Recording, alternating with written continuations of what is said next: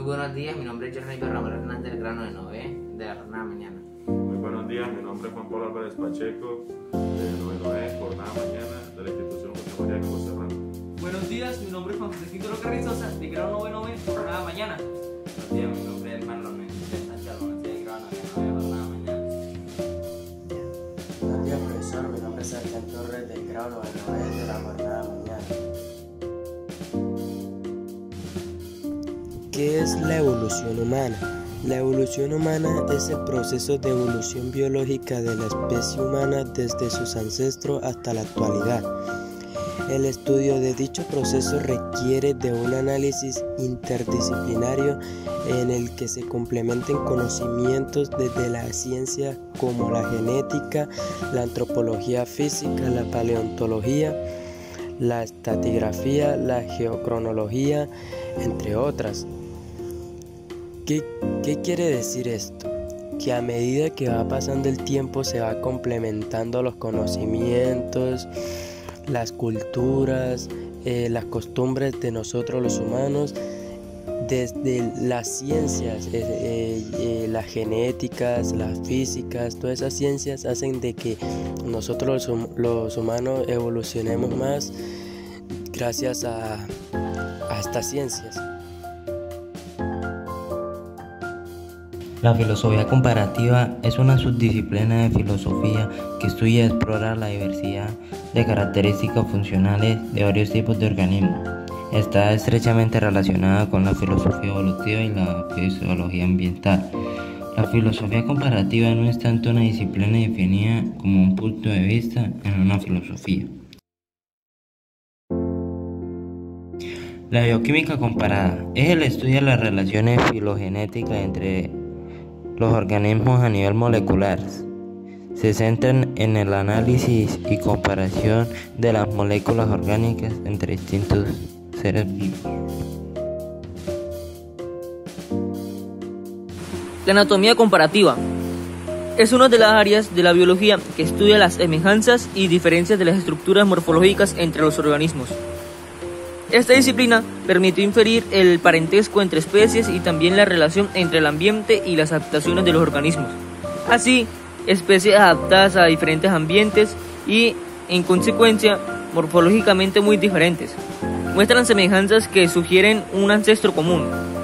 Por ejemplo, las extremidades superiores de los anfibios, reptiles, aves y mamíferos presentan variaciones morfológicas que reflejan sus diferentes modos de vida. Sin embargo, sus estructuras internas revelan grandes semejanzas.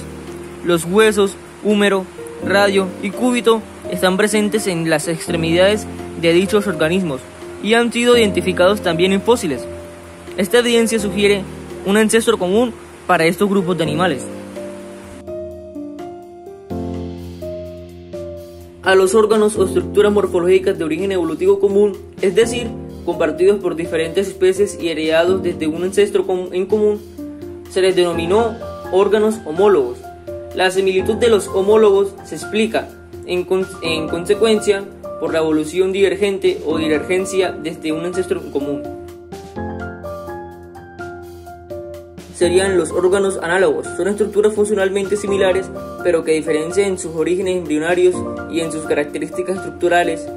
Dichos órganos se presentan en seres vivos, los cuales, a pesar de ser morfológicamente muy distintos y haber desarrollado de grupos ancestrales diferentes, tienen una cierta semejanza con estructuras adaptadas a una misma función. Otros tipos de órganos serían los órganos vestigiales.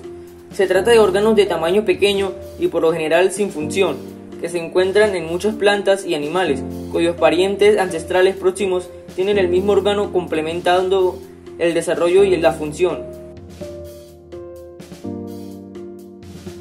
Evidencias paleontológicas. Muchos sucesos de la naturaleza solo tienen explicación mediante la teoría de la evolución. Darwin aportó numerosos hechos que encajan en su teoría y que posteriormente se vieron reforzados con nuevas evidencias. Todos aquellos constituyen lo que se llamó pruebas de la evolución. Entre estas destacan las paleontológicas. Los estudios geológicos indican que la vida en la Tierra existe desde hace 3.500 millones de años. La evidencia del cambio en la historia de la vida es evidente gracias a los vestigios que dejaron en los sistemas vivos del pasado. Los fósiles son restos orgánicos que pueden ser estructuras duras como huesos, dientes, conchas, semillas y esporas, así como impresiones de hojas y tallos de las plantas, o incluso huellas de animales que quedaron en el lodo que posteriormente se endurecieron. Permineralización. El proceso de fosilización es la serie de cambios físicos y químicos que ocurren en un organismo, desde que muere hasta que es cubierto en forma de fósil, pasando a través de diversas etapas de permineralización. Por ejemplo, el esqueleto, los huesos desarticulados son cubiertos por los sedimentos como la arena y el lodo.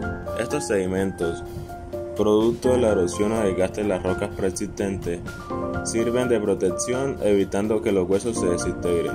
Los minerales como el sílice, que se encuentran formando parte de los sedimentos, son disueltos por el agua de lluvia o alguna fuente cercana al lugar donde murieron los organismos. Al evaporarse el agua, los minerales se precipitaron en los huecos del tejido esponjoso y se endurecieron, permitiendo así su conservación. Otra posibilidad es que los minerales disueltos hayan sustituido la estructura ósea de los organismos, conservando los huesos mediante un proceso conocido como reemplazamiento o mineralización.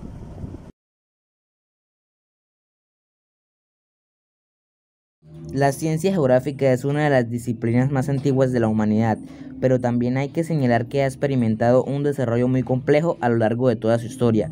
Básicamente, esta evolución se puede dividir en dos grandes periodos: un periodo premoderno que comenzaría en Grecia y un periodo moderno a partir del siglo XIX, donde se produce su institucionalismo universitaria, lo que tuvo una influencia enorme en su desarrollo.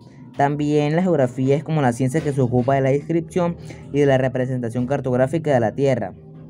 A lo largo del siglo XVIII se produce el desarrollo de las ciencias especializadas de la Tierra, lo que supuso una pérdida de contenido para la geografía como la ciencia general.